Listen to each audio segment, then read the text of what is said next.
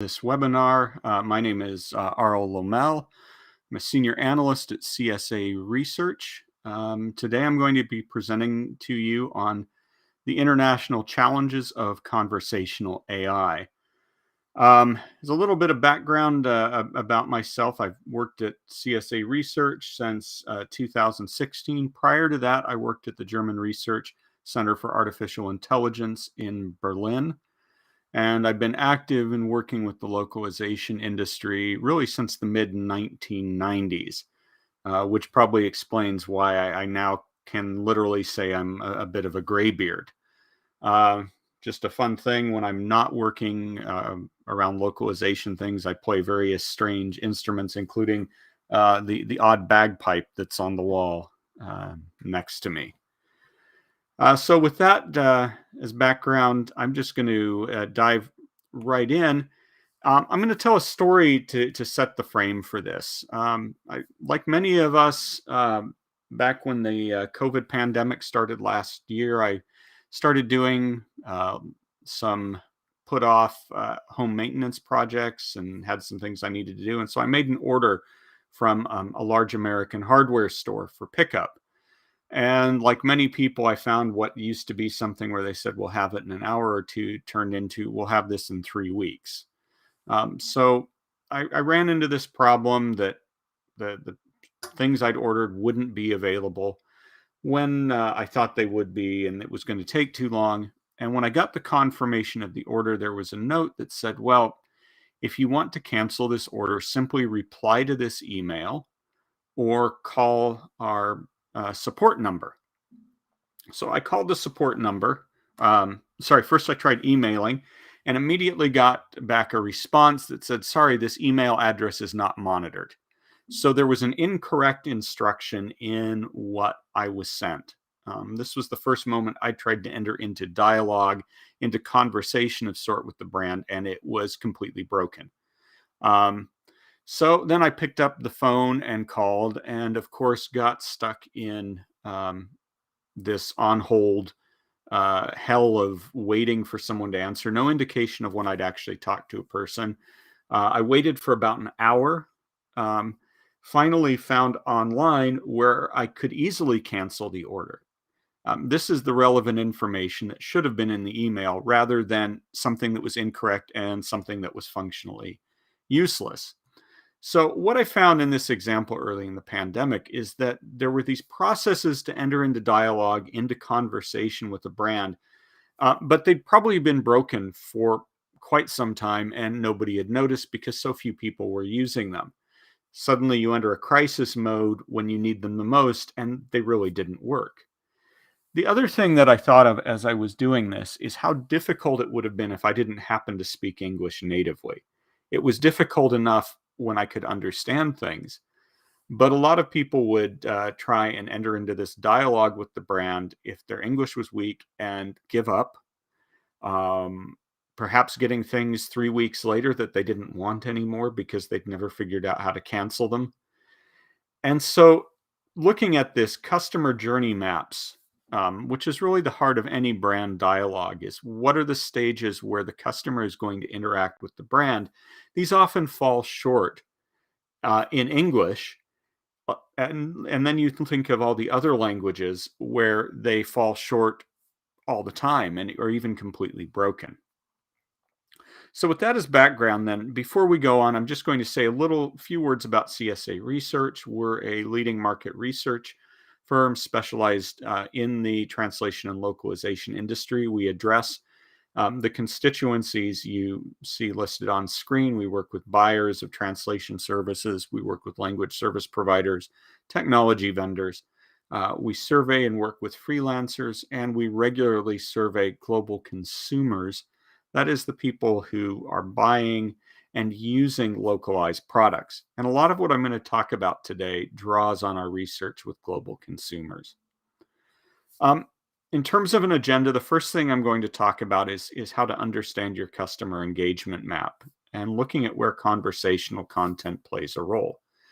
Then we'll look at planning multi-language content to support your customer's journey. We'll be looking at 3 areas where it's possible, where there's frequently problems and how to make improvements. Then we'll look at some of the places AI can play a role in customer engagement before reaching the conclusion. So let's start off by talking about why people are interested in conversational AI. And it really comes down to language providing immediacy and intimacy. Conversational interfaces really excel when you want to engage in dialogue with your customers and provide them with a sense of proximity, immediacy, and intimacy. That means that they're actually working closely with your company rather than passively absorbing information. Being able to talk to a device or type on a device and converse with a brand rather than passively consume messages that may or may not be relevant provides real advantages in building a good customer experience and encouraging brand loyalty. However, if these interfaces don't support multiple languages, you run the risk of destroying that sense of immediacy and intimacy. Nothing is more important than language for building that connection. So that's why, of course, people localize in the first place. Now, at CSA Research, we conducted a study of the buying behavior of 8,709 consumers in 29 global markets. It says countries, but there were really some that were locales within countries that had multiple languages. And the results really underscored how important language is. Um, and by the way, we're focusing on native speakers of the languages and internet users in those countries. So the kinds of people you want to reach out to through digital marketing. And one of the things we found is between 41 and 75% of international customers are at risk when you don't provide them with content in their language. Um, and even those that happen to speak English very well have very similar attitudes. I'll just mention Germany, for instance. A lot of marketers say, well, we'll just use English in Germany. All the Germans speak better English than we do in the United States. Um, Even setting aside that not those that do still expect to see content in German. And so they're actually more demanding for German language than people in many other markets would be for their own languages where they aren't used to having it. So just because people can speak English doesn't mean that they want to. So now let's look a bit at the customer engagement map and how to understand what goes on with it. Um, This is just showing one sample customer journey map. There's many others, but it covers everything from when you become aware of a product through one or more channels. Maybe you see an ad on the web or a search result, other things, and you move to a consideration phase where you're trying to get enough information to make a buying decision. The question really is, does this thing meet my needs? And then you move on to a purchase phase where you decide whether to buy or not. And if the transaction completes, then you move from being a prospect to becoming an actual customer. And the goal of the journey, the customer journey for the for the company that you've investigated, is to make that relationship stickier so that you'll come back and buy things. Now, this is the kind of map you might see for your home market. How does it change for global or domestic multicultural audiences? Um, Often, what we find is whole pieces of this are missing for different audiences, which makes it much less likely they'll make it through to the end. What we see is that locally relevant content is essential at each step for keeping people engaged in the customer journey, regardless of language. When we look at what customers do, um, things like, we asked in the survey question if people would prefer products with user reviews in their language, even if the website or app itself is not translated. And what we found is that a total of 73% of people agreed or strongly agreed with that, showing that even if you're not localizing, having some degree of relevant content helps. Um, Note the red line in this arrow. This represents the percentage of the audience that's at risk of dropping out of the customer journey if something isn't available. And you'll see some more of these red lines momentarily.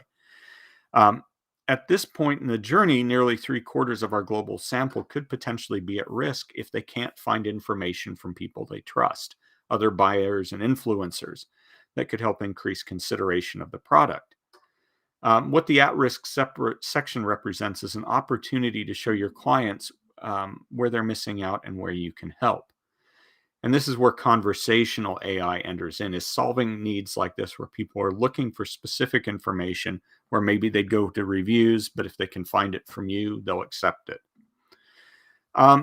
If we look at the consideration phase, here we find a smaller cohort of people who require information in their language. Just 41% demand user instructions or owner's manuals in their own language. Well, why is it so much fewer? Well, some of the products we asked about are high-tech software or hardware with a lot of online information available on video platforms. Other people were purchasing durable goods or commodities for which really detailed in-language information isn't necessary. But we find that offerings such as financial services require more local language content. That said, even the loss of 41% of total addressable market could be a substantial loss. And that's, again, what's flagged by the red arrow. Similarly, if we look at, um, people who are more likely to buy the product, if they're faced with two similar products, one has information in their language and one doesn't, we find here that 76% say they're probably going to go for the one that has content in their language. And assuming that they've run the gauntlet, they've become customers, they've chosen and paid for a product, we also ask them how likely they are to purchase again if after sales care is in their language. And 75% say they're more likely to purchase if they have this. Now, these are all points when we look at this where we say you have opportunities with smart engagement using conversational content to move the journey along. After sales support is a great one where people come in, maybe you have a chat bot to provide assistance. There's various ways that you could do this, but somebody has a question and they want to engage and get relevant content. Now, I'll just mention that even, as I said earlier, even English speakers prefer their own language. That means somebody in Germany or Romania or wherever speaks English well. What we see is that even those who say they're confident up here in their ability for English, that we find that half of them basically, actually no, more about 60%, strongly agree that they're going to purchase something that's in their own language. So they have a strong preference for this. And as you see, as their competence in English decreases, that becomes more likely. But even those who could use English prefer their own language. Just a little bit more before we really get back into the conversational AI is based on our can't read, won't buy research, which I've drawn those graphics from. We've created a model that allows us to calculate, or at least approximate, the drop-off in people in the customer and the sales funnel if there's a lack of localization. Now, in this case, I've just run a sample one based on specific answers. So don't quote these numbers for anything. They're just for sample purposes. But we see that a site that has everything localized for browsing but has less content further you get into the journey can see significant dropout to the point where at the end, maybe only 6 or 7% of the people who started that funnel would be willing to become long-time customers, repeat customers. As someone put it to me recently, what you need to recognize is that even if you can keep people in, having captive customers is not the same as having loyal customers. And the goal is always to build loyalty. Okay, just a few more words on this before we really get to the heart of the presentation. In my work at CSA Research, I cover a lot on the economic value of languages and the actual behavior of enterprises. One of the things we find is that the median number of target languages for large enterprises is 1. So we looked at over 2,800 major brand websites, and the median number of languages that appears is 1. The average is 6. That's really driven by some very highly multilingual companies. But what this shows us is most enterprises are underinvesting in language support. They really aren't treating it seriously. They assume people will use their source language. However, if you do that, you're missing out on a significant opportunity. There are 14 languages that provide you with access to at least 1% of global eGDP. That's a term we coined for that portion of gross domestic product that is accessible through individuals with online access. And 6 of those languages, English, simplified Chinese, Spanish, German, French, and Japanese, exceed 5% individually. Taking all of these together and allowing for people who speak multiple languages, you get access to about 94% of world economic potential through these 14 languages. If you add an additional 17 more, shown in red, that reach at least 0.25%, you capture the primary targets for ambitious companies.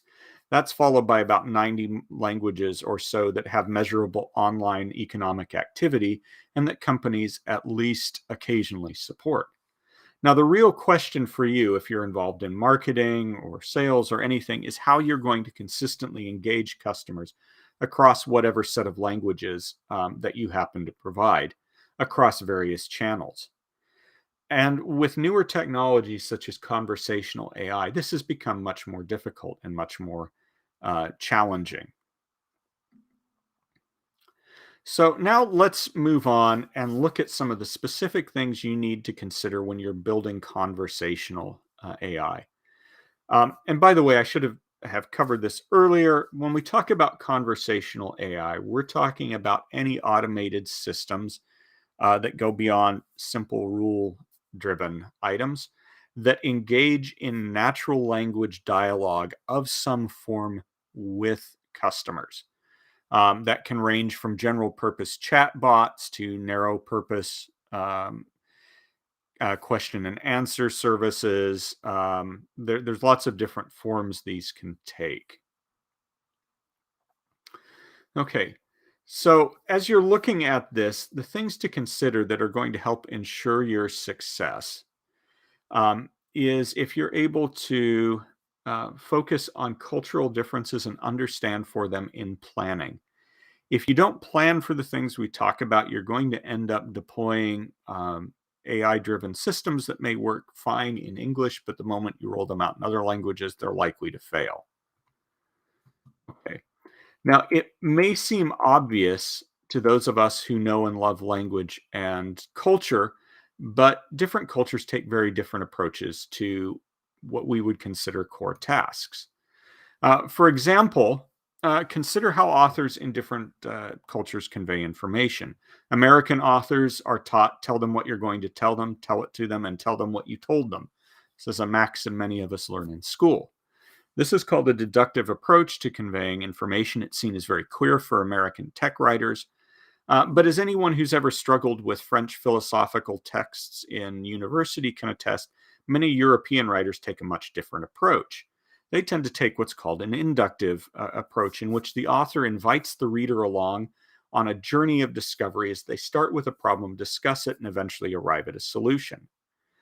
This approach can sometimes seem a bit baffling to an American who's not used to it, but then if you head to Asia, you reach a lot of discourse, particularly in Japan, which has been described as talking around a problem, where the answer is the hole in the middle of the discourse that's never stated. Now, if you happen to be from Japan, you're used to this. It's absolutely clear what's meant. It's not inscrutable, to use a way that people formerly called people from Asia. It's absolutely clear. It's just different. Now, none of these approaches are necessarily better or worse, but you have to address them. This is compounded when executive-driven plans for content and AI are based on the home market and its assessment of clear communication, its conversational patterns, its culture. And it's compounded when there's little thought for other countries. Because marketers and technical staff are seen as the stakeholders in most cases because they're the one paying the bills for development, the solutions that companies arrive at often fall far short outside the home market. And of course, you don't know what you don't know. The best laid plans can run aground on issues nobody planned for because nobody knew they existed. So let's get concrete now about what this means. As an example, let's say that we're building a conversational agent for customer support in the US. One of the first things it will almost certainly do is say, "Can I please get your name?" And then it will use your name regularly. Something like, "Sure, Dave, I can do that." Or, "Sure, Ronald, I can help you." This is entirely expected and polite in US English discourse. And probably we've all encountered user agents like this. But let's suppose we try this with an older German or someone in Japan, and we end up with something like you see on screen. On the left, we have an American English example. It's relatively informal. It uses a first name. "I need to book a flight to Amsterdam. I can help you with that. What's your name?" "Ronald." "Okay, Ronald, what dates were you thinking of traveling?" "Oh, the middle of June or maybe late June." This kind of thing we'd see with a chatbot. Now, if we did the same thing in German, what we would likely see is something like Dr. Gerhard Schmidt rather than Ronald. And then the chatbot would need to respond with Herr Dr. Schmidt, uh, because this is the way it's done in German. And the system needs to adapt with this. If it said, Danke Gerhard, this would sound so American and odd to at least an older German. Younger Germans probably have a different attitude. So we see there's a difference. Now, that's even assuming it's appropriate to ask for that.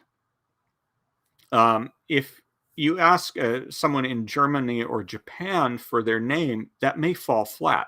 The question will be, why do you need to know my name right now? And even if you do need to know it, saying, "Hey, Reinhard, it looks like you need help with resetting your router," could result in a negative reaction if the individual instead expects, say, "How can I help you with your router, Herr Dr. Kleindorfer," instead. What can you do to solve these sorts of problems? There are really two actions that can help you immensely in your quest to avoid problems with an agent that isn't suitable for your markets.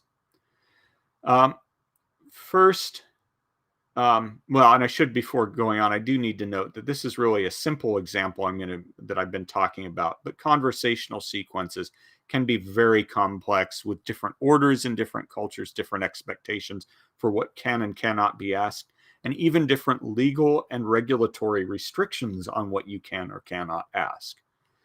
That's why you can't simply translate an AI-driven agent. Some of the things that you can do to improve this: first, you need to redefine your stakeholders.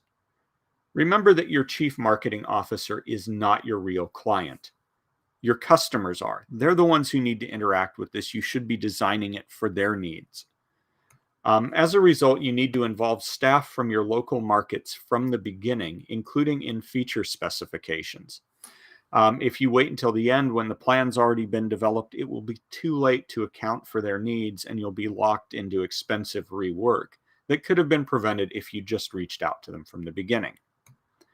As you do that, ask them specifically to identify plans or approaches that won't work, including those based on regulatory factors. That means early on, when you're developing sample dialogues and other things, you'll want to have them look at it and say, come on, this doesn't work, or we could modify it in a certain way. You also need to empower local stakeholders to prevent feature creep and keep you focused on what's needed, rather than on marketing department's latest shiny thing. We often see this with AI-driven conversational agents. Is the marketing department sees lots of things, reads about them in Business Week, has opportunities, and says, "Oh, this is great, we should do X, Y, and Z." And pretty soon there's a long list, and it becomes something that can't be implemented in all markets.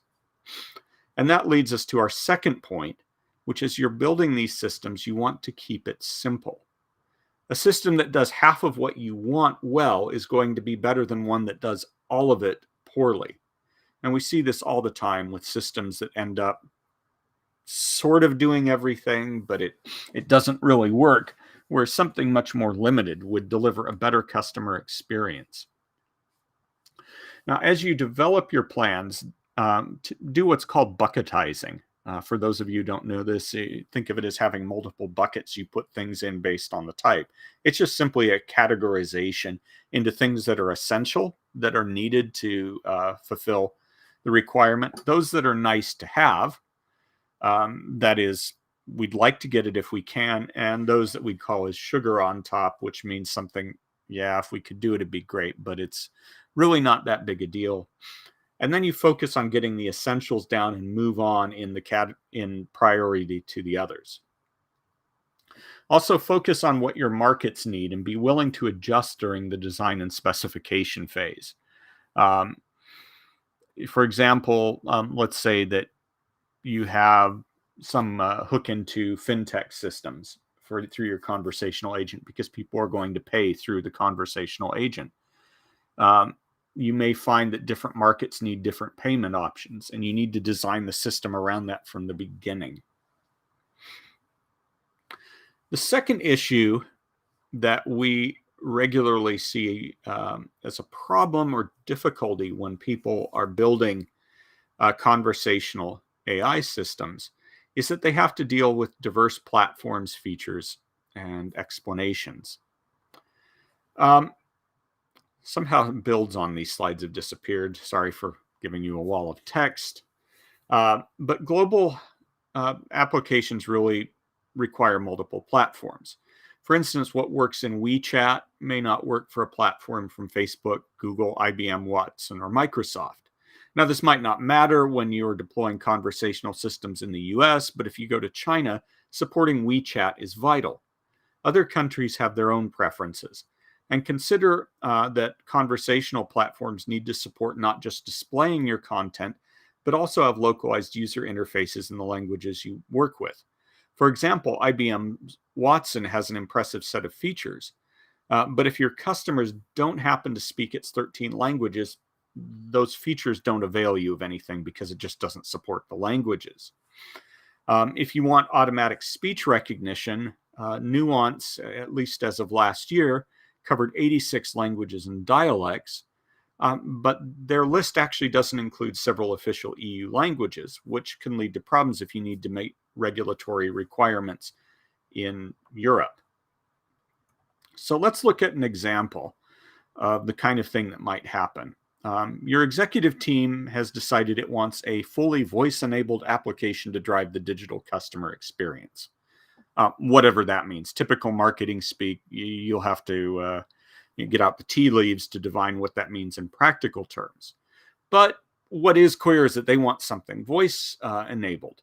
And this may work for people with smartphones, but what about customers who want to use WeChat rather than an app, or people who happen to use feature phones in much of the world where they have limited bandwidth and computing power?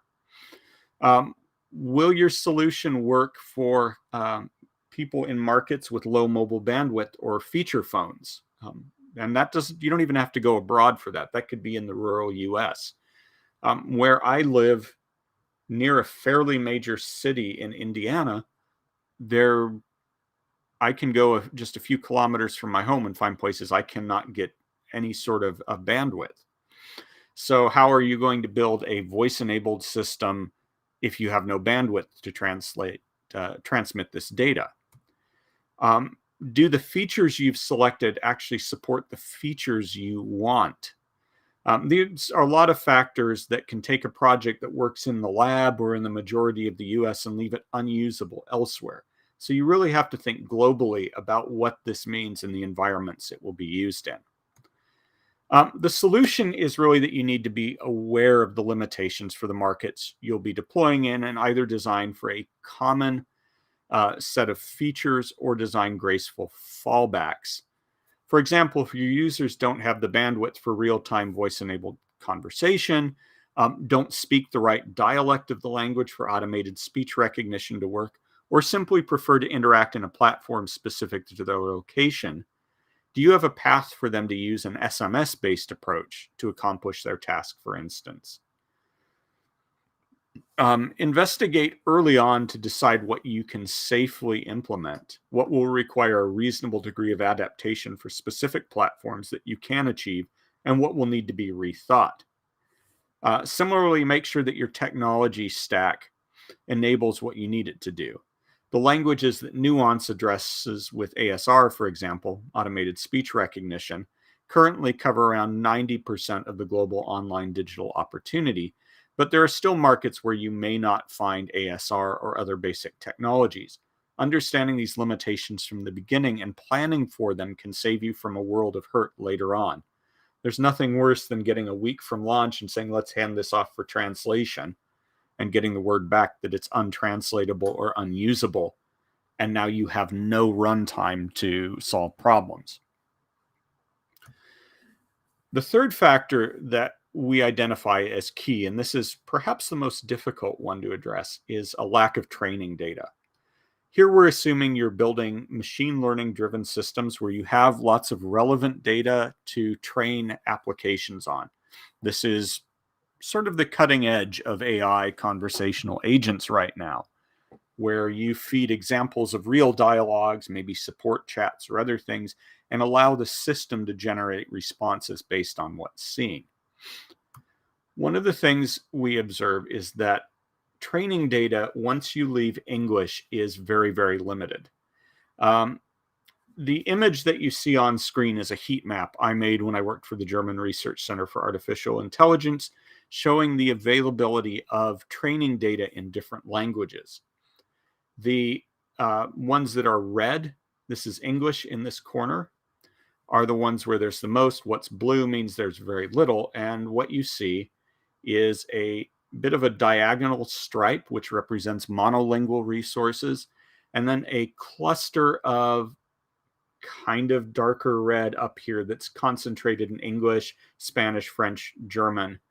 This one doesn't show Chinese because it was focused on EU languages, but Chinese would show up similarly.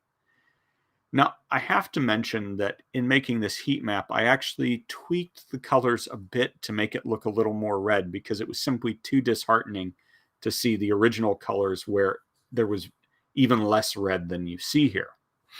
But what this tells us is that if you're trying to build these systems and you think you're going to find multilingual data or monolingual data in other languages, you may be disappointed.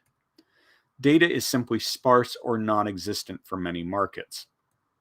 Now, one large tech company, which I'm not going to name, but it's one of the most advanced companies in developing multilingual conversational agents, has identified this lack of training data as the single biggest challenge in its development.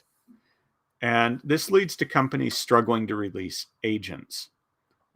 As an example, this company I mentioned produces a couple hundred special purpose multilingual AI-driven agents each year. These are things like agents that might parse messages to find requests for appointments and highlight them for you, or find addresses in different languages and offer to create a contact for you. These all work pretty well in English. We all probably use these things on a nearly daily basis in English. But this company that was producing hundreds of these per year in English struggled to release one in a single language per quarter. So it was producing them in English far faster than it could localize them. And as of a couple years ago, at their current pace of deployment, they would have had a couple thousand years to get everything out in all the languages they wanted to. So when I say this is the most difficult challenge, it's because it really is a blocking thing for many, many companies. So let's look at an example of how this might work. And this is based on a real example. I've anonymized it, changed it a little bit, but it represents the kinds of things companies run into. In this case, a company had developed something to answer questions about whether it was going to India. And in the US, it had a pretty good idea of how people would ask things. So you'd see things like, will it rain today? Headed to India, and one of the first questions got was, will I require an umbrella today, good sir? Now, all of us who speak English could figure this out. But when we look at this question, the good sir, just adding that tag confused the heck out of systems because that wasn't in the training data. And will I require an umbrella is an indirect way of asking, is it going to rain? And that wasn't really represented in the training data. As a result, this company had to withdraw their service from the Indian market, gather training data. It took about a year to do so, and then re-release it with the appropriate training data. Some of you may recognize the company it was in. There was media coverage. It did more than weather, but I'm focused on that. Now, this happens because today's AI doesn't understand text at all. You'll find people who talk about how it works just like the human brain. It doesn't. It simply associates text in sequences.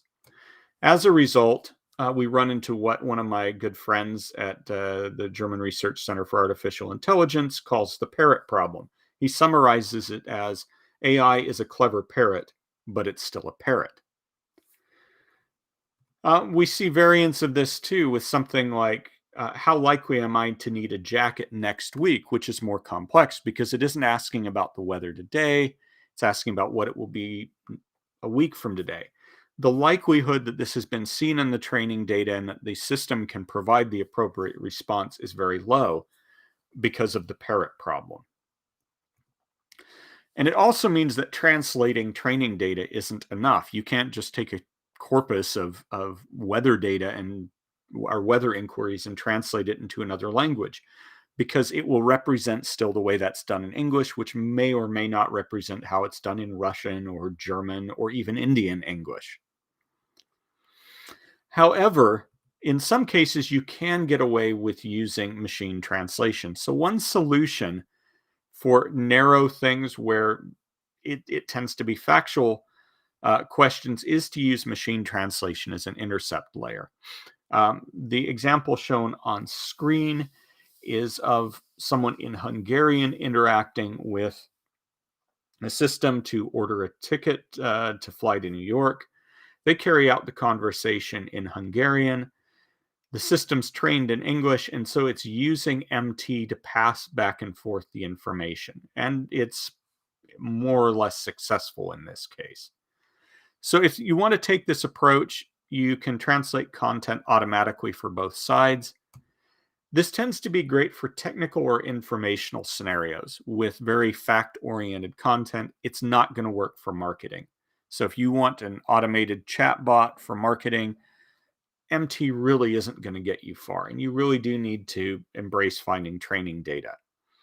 However, if you do this, you can start gathering data about interactions and using this to build training data in language. So you could capture the Hungarian side of the equation, do some cleaning and review, and start building something that will be useful later on. As you do this, make sure you gather data about interactions, observe what works and what doesn't, try and find out why something breaks down so that you can make fixes. And I'll mention anytime you do this, of course, plan for regulatory compliance. There's lots of rules about where you can transmit data, where you can store it. So make sure that your systems really comply with all regulations. The second approach that we have for addressing this need in AI is manufacturing data. This is where you can fill in gaps where no data is available. You commission somebody to create examples of requests for an appointment or conversations about the weather. It's expensive, but it provides the best results. You're gaining something that's natural or near natural. If you do this, start from detailed specifications about what you want to get. Don't just leave it open, or you're likely to get things you don't need.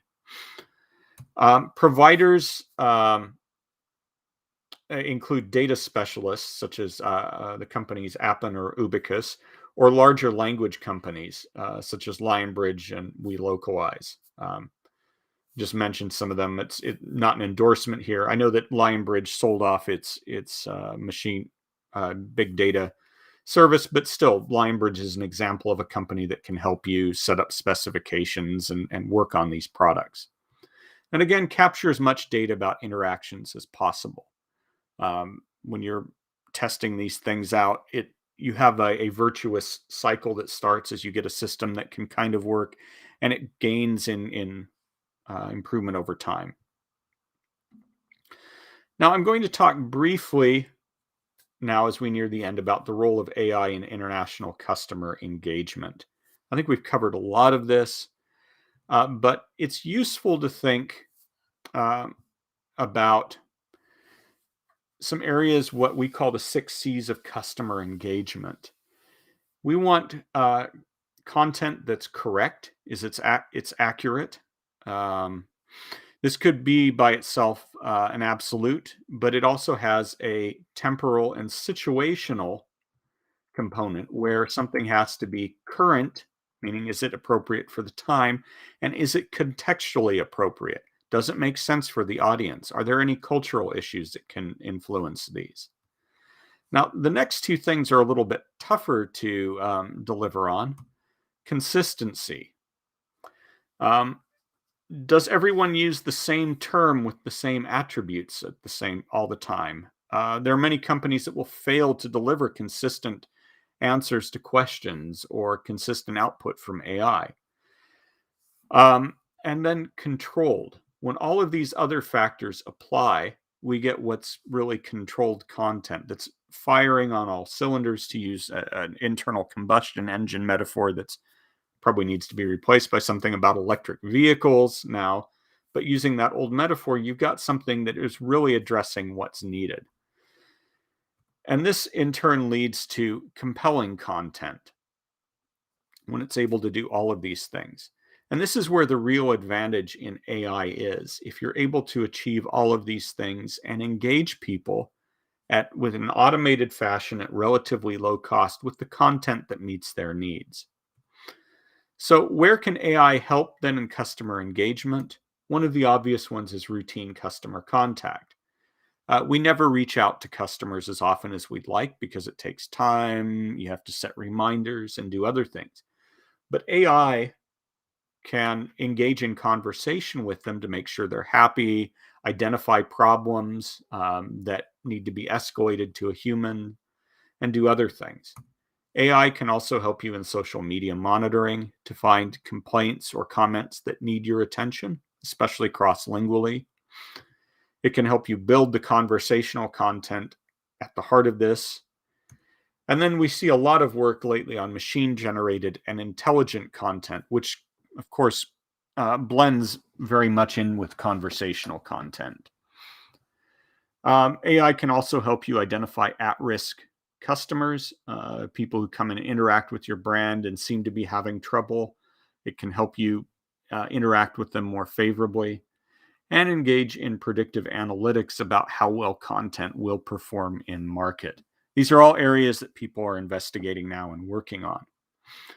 And then just briefly on the translation side of things, we're seeing a lot of deployment of AI to help make translators more efficient.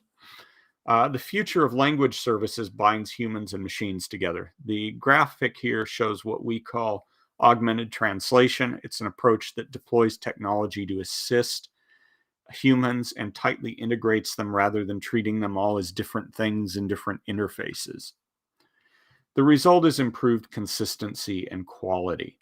So AI can help at various levels, from your interaction with your customers to improving content for translation to assisting translators.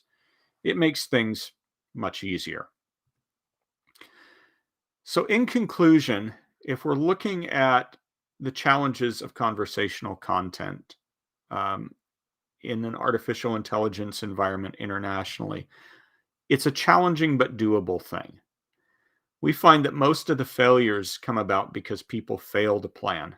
About 75% of projects for international conversational agents fail. right now, and it's usually because things haven't been thought out in advance. But if you plan for the international requirements from the beginning and involve your local stakeholders or translation teams, you're going to be much more likely to succeed. Second point is be realistic about what you can accomplish. Simple beats complex any day. If you're trying to build complex systems, you're much more likely to fail, whereas if you pick simple ones, you'll have something achievable. And it builds your strength so that you can build up to the complex systems. Put another way, it's going to be much easier for you to build 10 limited purpose agents in multiple language than it would be for you to build one complex one that does everything in those languages.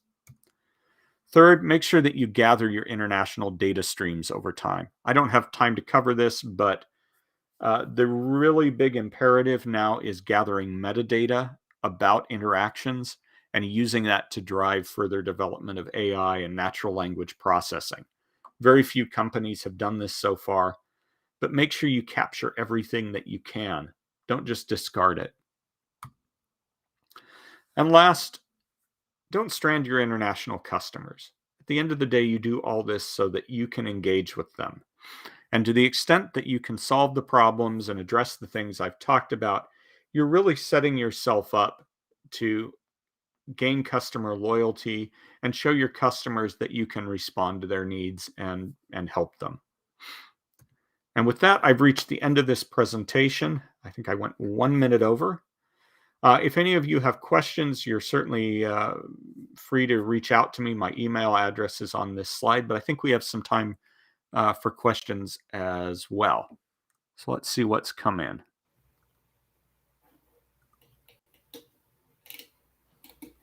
If anyone does have questions for Al, you can place them in the chat and we'll pull them up on the screen. We didn't have any major ones come in while you were speaking, but maybe while we're waiting to see if anyone has any, could you tell the audience where they might be able to find more information on this specific topic? Yeah, so if you go to the CSA Research website, we have a lot of this covered in some degree of detail in blog posts.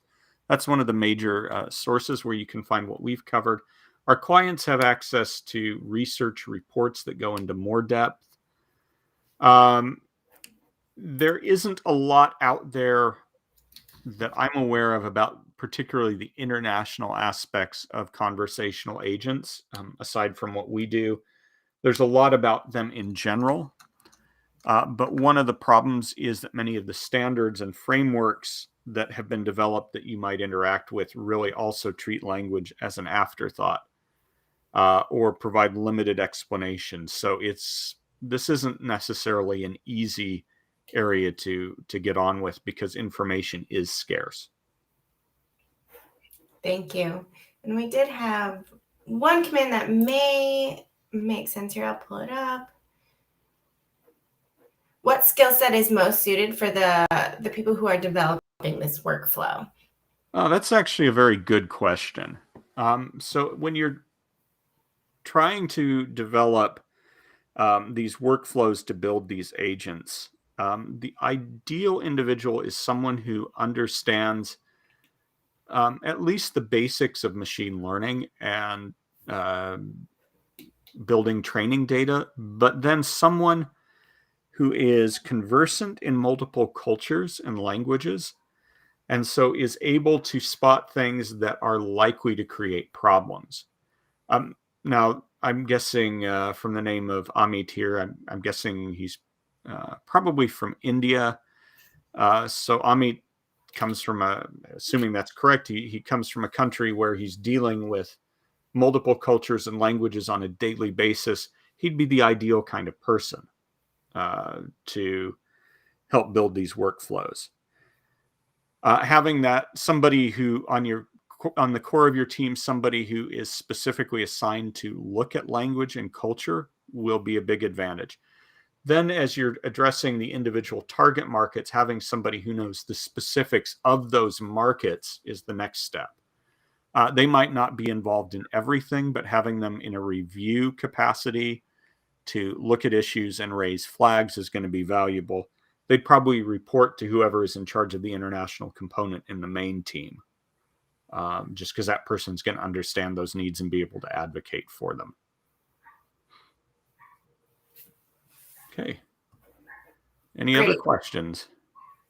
There haven't been any more come in, but your contact details are up on the screen, so people please reach out if you have any additional questions. But we can conclude the webinar for today. All right. Thank you all. And I hope to hear from some of you, and hope to hear of some success from people who've attended this and working in this area. Thank you.